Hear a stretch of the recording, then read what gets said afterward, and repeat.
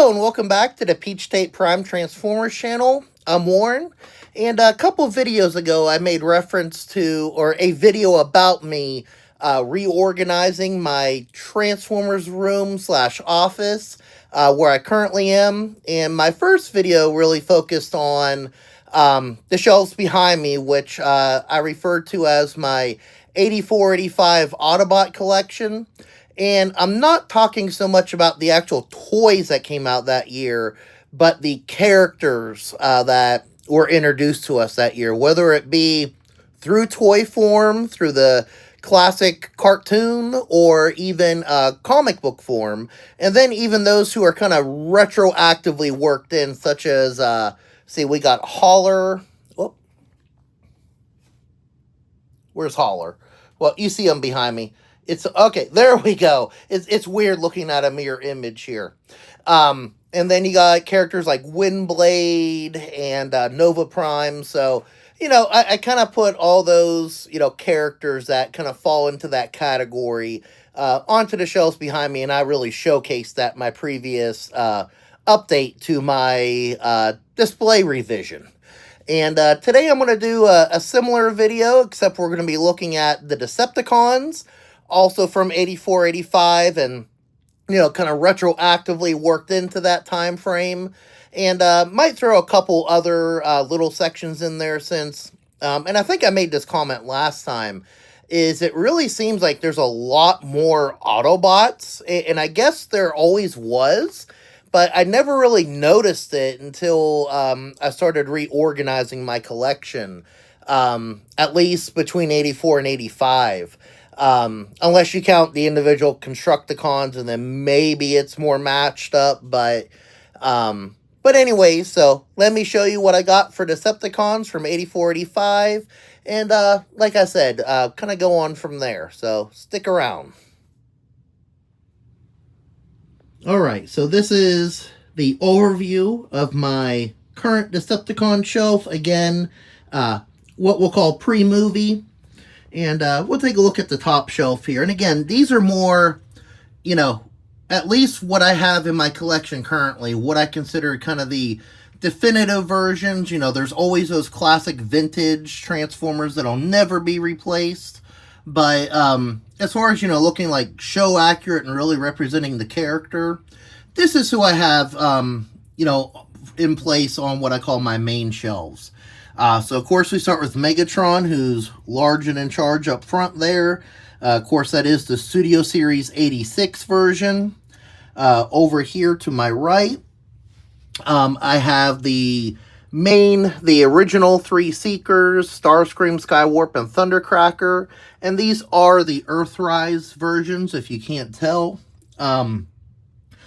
I think that the new Studio Series molds look great, but I think these guys still look great. So my plan is to just collect characters I don't already have in that mold, or, you know, Seeker characters.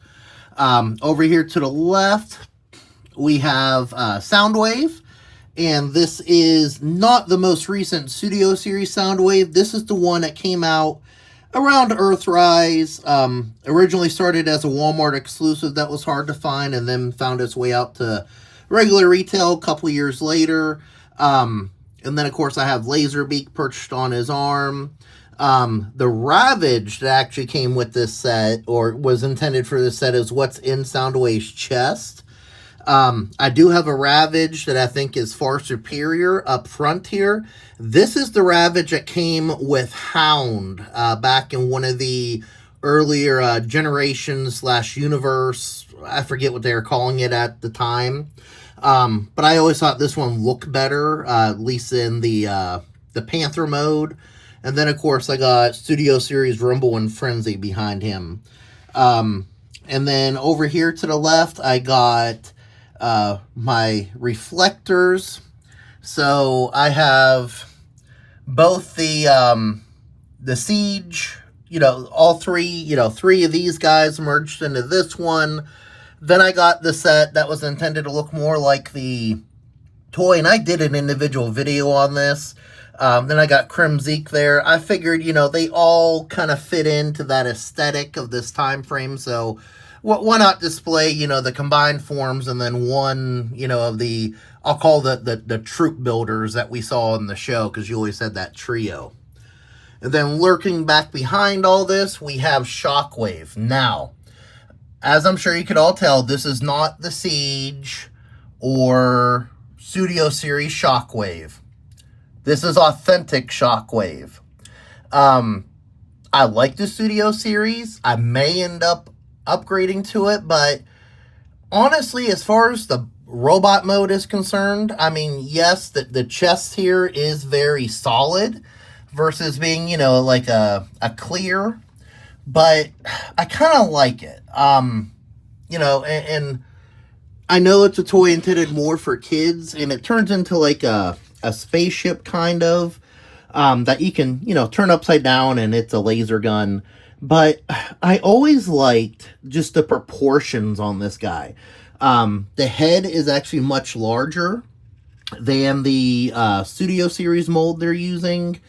And then, I feel like his blaster is a little bit longer. The things I don't like about it, obviously you do have the gappiness. And then, of course, you do have just these hollow legs and all that. So, eventually I may upgrade, but right now, it does the job for what I need a Shockwave to do. So we'll see where that goes.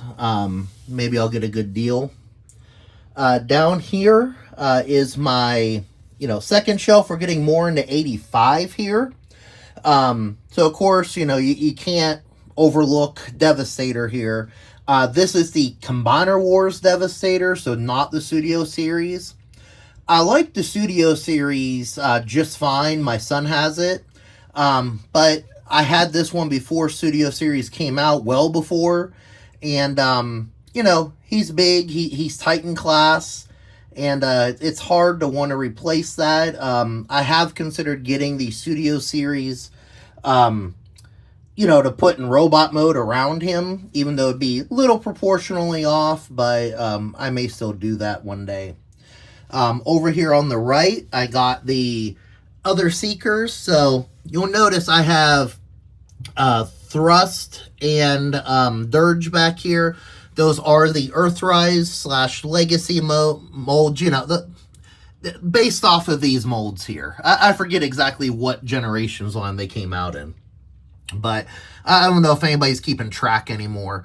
Now, my Ramjet here, now, I did not pick up the Earthrise Ramjet, or I think it was re-released in Legacy. I still might do that, because it's still, I think, pretty readily available. However, I don't know if I want to just wait for that new mold now when they start doing Coneheads. So, I'll need to see that. And then, of course, I got Acid Storm next to him. And, of course, if you do the made-to-order pack of the new Seeker mold, you get him plus his 3 buddies. So, I might be doing that upgrade and then adding those other 3 characters I don't have. In front of Devastator here, I have the 3 Insecticons, or regular basic, we'll call them Insecticons. And you'll see why in just a minute if you don't already see them in frame. But I think these 3 look good. They've recently re-released these as part of the Target More Than Meets the Eye collection with slightly different paint applications. I'm fine with these, so I'm just going to stick with these for now. And then here's the Deluxe Insecticons that I have. I think these turn out great. Of course, they're all based upon, they're at least partials off of these molds. Maybe with the exception of Venom here. I am missing, I believe it's Ransack, who was part of the one of the Target box sets, so hopefully I could track that down on its own someday, or they reissue him like they have some of the other figures.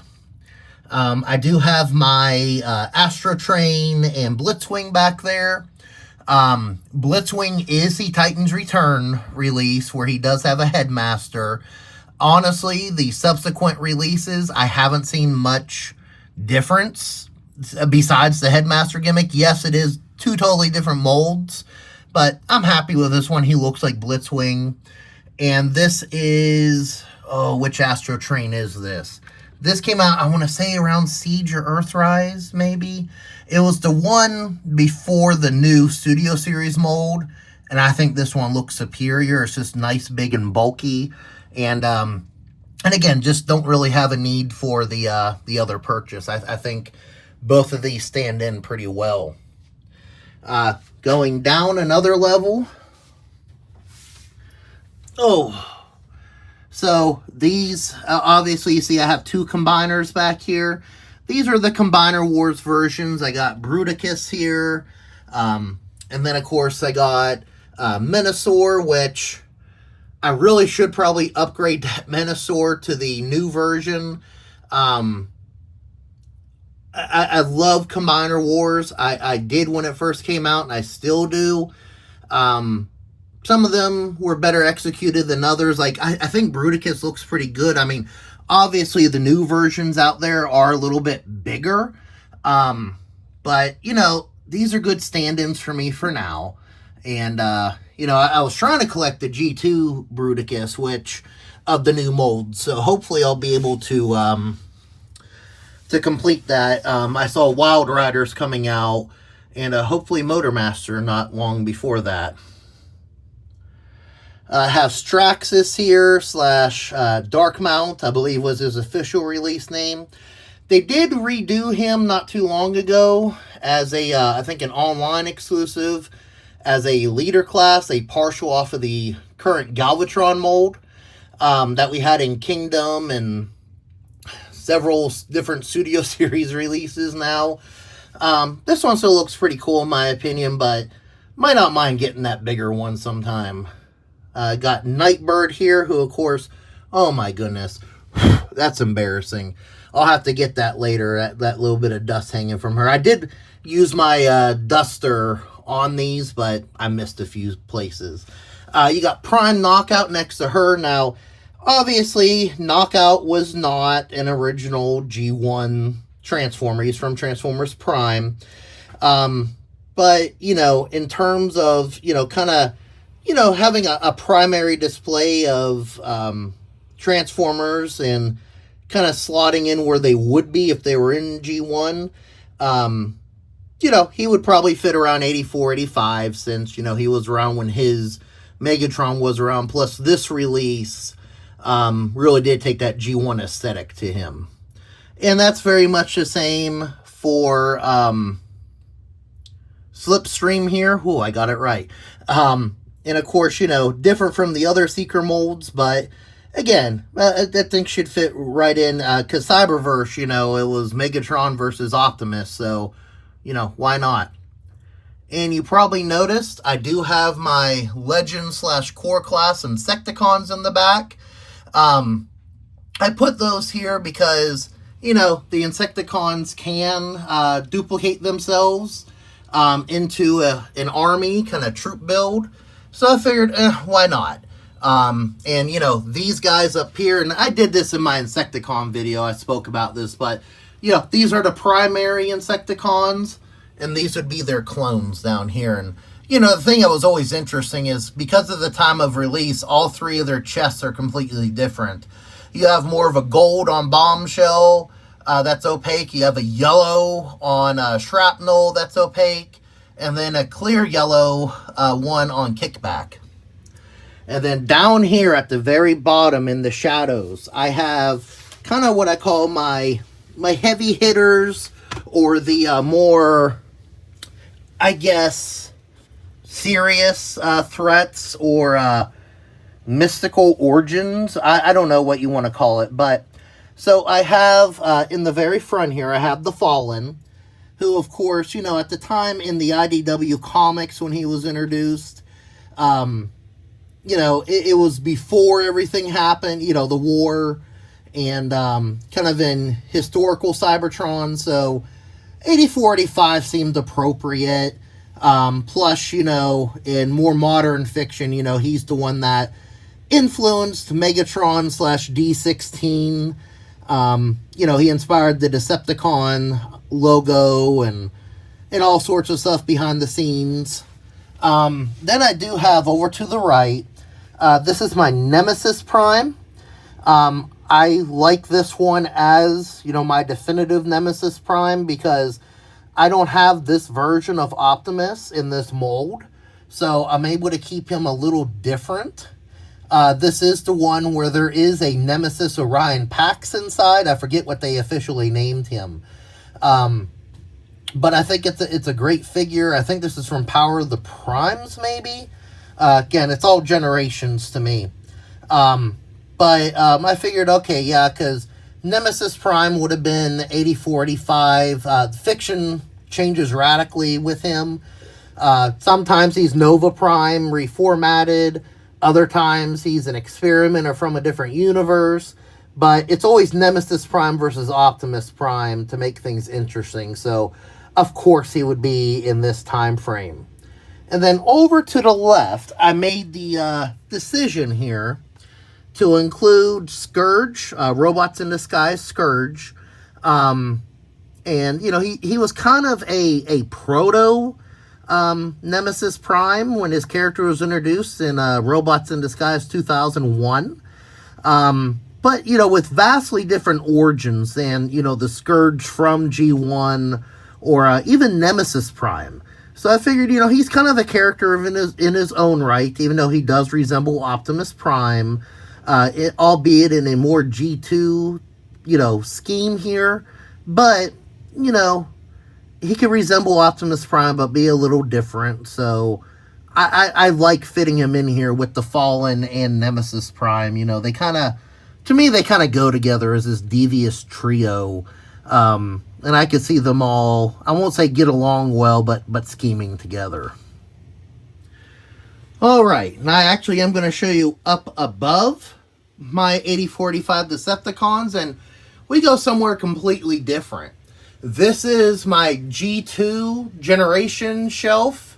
So you can see here I got, see the selects, one of the selects Megatrons of the Earthrise mold up there, the I guess the hero version. Then we got Toxitron, and you can kind of make out, you know, I do have his base set up behind him. There you go. See it? Then we got Jhiaxus. I got the G2 Insecticons here, the 3 that have been released.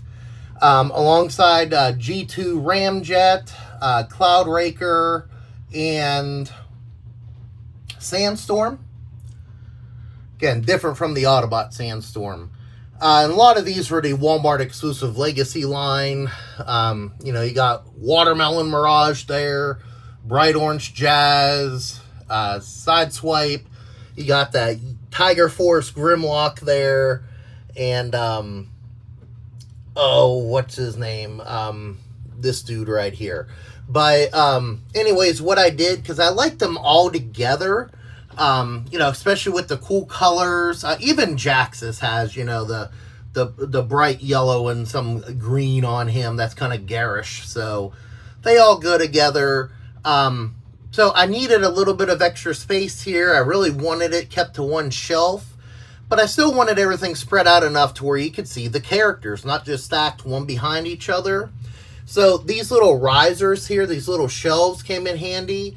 I actually 3D printed these, and you know, they came out great. It really didn't, I think they were only about 2 or 3 hours each to print with PLA.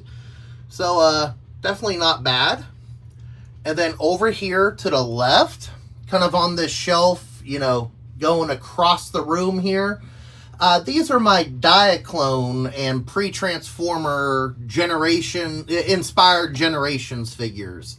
And I don't remember quite all their names. I know this is DX or DK Guard. It's that Black Ironhide. You got Exhaust, who's based off of Wheeljack. Deep Cover, at least one of the versions of Deep Cover. This is more the true Diaclone one. I should know the red tracks. Oh, goodness. If you know, you can leave a comment. I know them all. It's just when you're going to make a video, you start forgetting. Crosscut, Magnificus, in the center of it all. I do have, so this was the Shattered Glass Ultra Magnus that came out based on that Earthrise and Kingdom mold. I opted for the G1 head to make him Diaclone Ultra Magnus. You know, in modern fiction and everybody's nomenclature, he goes by Delta Magnus, but he'll always be known as Diaclone Magnus to me because, you know, back when I was collecting 90s, early 2000s, I started back around 86 as a 3-year-old. But when the internet came around, you know, there was this legend about this Diaclone Ultra Magnus figure in this paint scheme. And, of course, the original, you know, concept trailer for Transformers the movie featured Ultra Magnus in this color scheme. But he'll always be known as Diaclone Magnus to me, even though everybody calls him Delta Magnus. Then, of course, you got the repaint, another repaint and retool of not Hoist, that's Trailbreaker, and I meant to say Skids. That's the one that's of Hoist, and of course, Twin Twist there. I still need to get the top spin. But, figured they look good up here. I had some random leader class figures up here, and, you know, before that, I did have my Combiner Wars combiners, and, I'd find them on the ground a lot. So I figured, you know, these are a little bit more sturdy in standing than even a lot of the leader class I had up here. You know, this Magnus is good at standing, though. But yeah, so that's going to be what I'm showing. You've got some sneak peeks what I'm going to show next. In my next video update, I'm still working in here. It's still a mess. I'm trying not to show any of that. But, so I got my Diaclone-inspired Generations figures, my G2-inspired Generations figures, and then my Decepticon 8485 cast Generations figures. Alright, so that's going to do it for this update on the collection reorganizing. Of course, you know, I'll be doing at least a couple more videos in this series. This should show where we're going. Of course, what you could expect next time, you probably got some glimpses of it already. But we're going to dive into 86 and beyond when it comes to the next update. Kind of that 86 or 89 era. So the movie and the rest of G1. Anyways, I do want to thank you for watching this video. I hope you enjoyed it. If you did, please give it a like here on YouTube. And, of course, leave a comment. You know, was there a figure you saw you liked? Or, you know, what do you think of the way I've chosen to sort my collection or display them? Again, I'm not saying my way is right. This is just what I decided. And interested in what you guys do out there as well. And of course, you can subscribe to the Peach State Prime Transformers channel for more content like this, as well as discussions on the latest news and some toy reviews of new additions to my collection. And of course, you can check out peachstateprime.com, where I have some more information about myself as well as my other YouTube efforts. Anyways, again, thank you very much for taking the time to watch this one. Hope you have a great day, and God bless.